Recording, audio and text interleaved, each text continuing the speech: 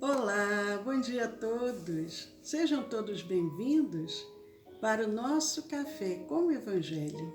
Eu sou Leila Rocha de Oliveira. E Roberto Antônio de Oliveira. Nós somos do Centro de Estudos Espíritas Allan Kardec, aqui da cidade de Olambra, interior de São Paulo. Hoje é dia 8 de julho de 2020, um sol lindo lá fora e nós já estamos com o nosso convidado aqui conosco. As vibrações que vêm lá do outro lado, que vem do mundo espiritual, aqui se reflete em nossos corações e nós desejamos que todos vocês também nessa manhã sintam essas vibrações amorosas desse querido amigo Jesus Gonçalves. Aproveitando, mandando um abraço para a Sueli, para a Leondina, para a Eudócia, para o Sérgio Henrique. Seja bem-vindo, Sérgio. Janete, sejam bem-vindos ao nosso Café com o Evangelho. É uma alegria estarmos juntos nesta semana falando de Jesus Gonçalves.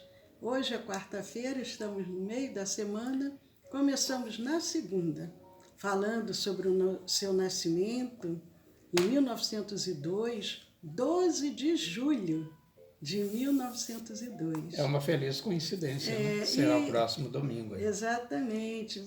Um abraço para o Evandro, Maria, Dolores, que bom.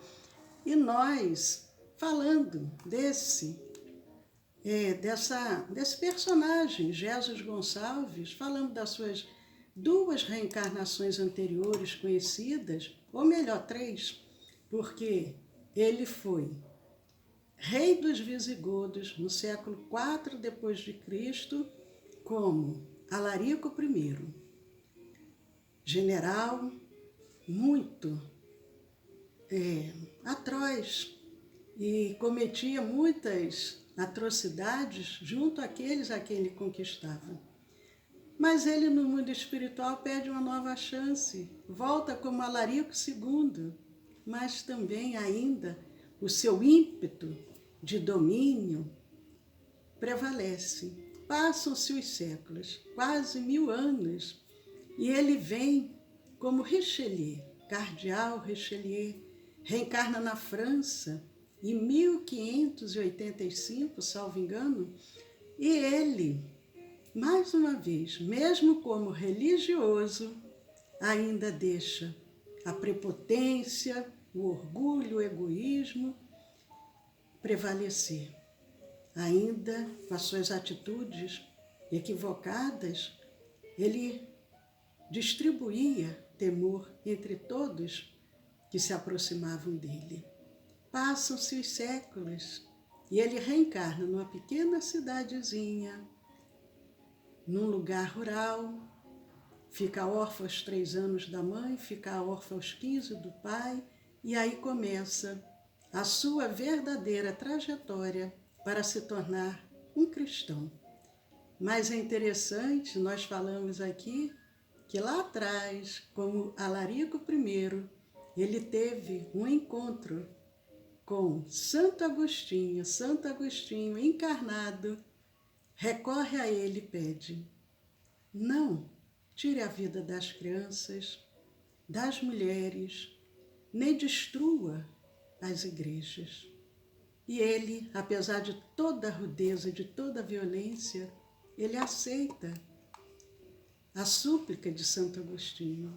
Mas agora, ele aqui, como Jesus Gonçalves, com a enfermidade da hanseníase, ateu, porque ele não podia acreditar na existência de um Deus que permitia tanto sofrimento, ficou viúvo, 6 filhos para cuidar, se depara com a enfermidade, com a hanseníase, é obrigado a se afastar para uma colônia aonde ali ele, afastado da família, seria cuidado. Mas ele era muito ativo, falamos sobre isso, então ele criou um time de futebol, ele criou uma bandinha, ele criou grupos de teatro, ele era muito, toda aquela energia que ele tinha como general, como cardeal, ele colocou no trabalho.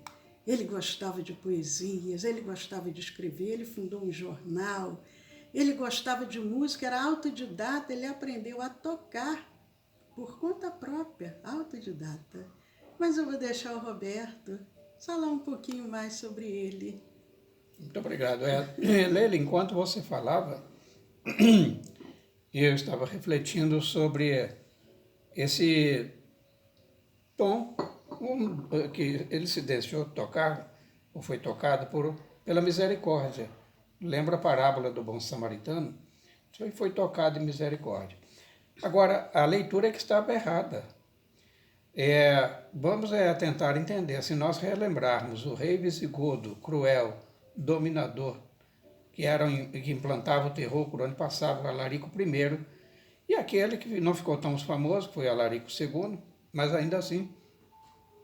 Então ele usava a força física, a habilidade, como instrumento de dominação. Isto é muito importante. Agora, o Gés Gonçalves reencarnado, aquele espírito reencarnado nessa personagem, Gés Gonçalves, ele já demonstra umas outras características. Porque, veja bem, ele aí estava blasfemando contra Deus, mas em favor daqueles que estavam e que eles julgavam assim, olha, em outros tempos eu pisei vocês, agora eu estou brandindo a minha espada, isso numa figura de linguagem, naturalmente era o verbo, né, de que ele era dotado contra Deus, porque se ele realmente existisse, ele não permitiria vocês nessa penúria. Quanto a mim, eu me resolvo. Porque, veja bem, um dos aspectos da evolução do espírito é que ele, por vezes, se agiganta e se intitula o próprio Deus ao querendo substituir a este. Mas também um ensinamento que ressalta da doutrina espírita é que o espírito não perde jamais a inteligência, as habilidades, o conhecimento conquistados lá atrás. Porque para ser um hábil guerreiro, comandando milhares de pessoas, um exército aguerrido, e convencê-los a ir para um propósito, tem que ter uma habilidade, uma liderança, tem que ser inteligente e tal. E o espírito que reencarna como Gés Gonçalves, ele não perdeu nada disso, caso contrário, seria uma contradita da justiça divina. É verdade. Mas aí, Leila, isso só para fechar essa análise, né? Então, ele tinha essas habilidades, era clarinetista, ele implantou um hospital colônia, né, como era chamado à época, a Aimorés, lá próximo de Bauru, e que não tinha estrutura como as demais colônias já sido fundada anteriormente. Entre elas, essa que para a qual iria mais tarde, que já citamos, foi Pirapitingui. E ali ele implanta equipes de futebol, de boxe, de ginástica, de teatro. Ele faz roteiros, ele cria personagens. Então ele dá vida àquele espaço entre aquelas figuras, né, transidas de dores, né, pela hanseníase, doridas pelo afastamento dos seus entes queridos, como era apropriado o tratamento na época. Lembrando que a sulfona, com a qual se cuida hoje a nível ambulatorial a hanseníase, na época ela inexistia. Então a prática tradicional era essa, isolar para evitar a contaminação, né, da população, apartando inclusive dos seus familiares. E como ocorria também com a tuberculose. Né? Exatamente, porque aquelas colônias, elas eram assim verdadeiras cidades, não era um hospital, era uma área bem grande, com casas, com muito espaço. As pessoas ali viviam como se elas estivessem realmente numa cidade, com toda as suas leis, a sua jurisdição ali. Existiam até delegacias, cadeias e tudo dentro daquele ambiente, dependendo do tamanho da colônia. Mas ele com todo esse dinamismo, mas logicamente que a gente sabe que o espírito, ele traz ainda as suas imperfeições do passado. E ele estava ali para resgatar, mas o orgulho, a prepotência, o ateísmo ainda estava presente. E quando ele funda uma rádio também, a Rádio Clube de Pirapitingui, e um belo dia, o locutor, vê que ele até rádio, né? Rádio, jornal, tudo que tinha de possibilidade naquela época, ele fundou. Se fosse hoje em dia, já seria outras mídias. Mas tudo que dava acesso à cultura, a que as pessoas pudessem estar integradas, e o locutor, ao final do programa, ele diz, até amanhã, se Deus quiser. E Como ele, fazia de hábito, né? E ele toma ali o microfone das mãos e naquele rompante ainda, daquele general, daquele cardeal do passado, ele diz, se Deus quiser, não. Se eu quiser, porque quem manda aqui sou eu. Então a gente vê ali ainda prevalecendo o passado, mesmo com as dores. Nós somos ainda lentos para as mudanças. Deus nos dá diversas oportunidades. Por isso que quando aquele não acredita na reencarnação e pensa que somente uma vida seria suficiente, é um engano muito grande.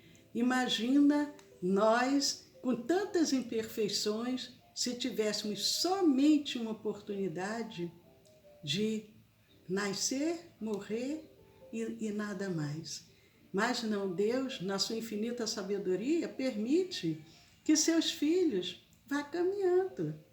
Devagarinho a gente vai nesse processo de evolução.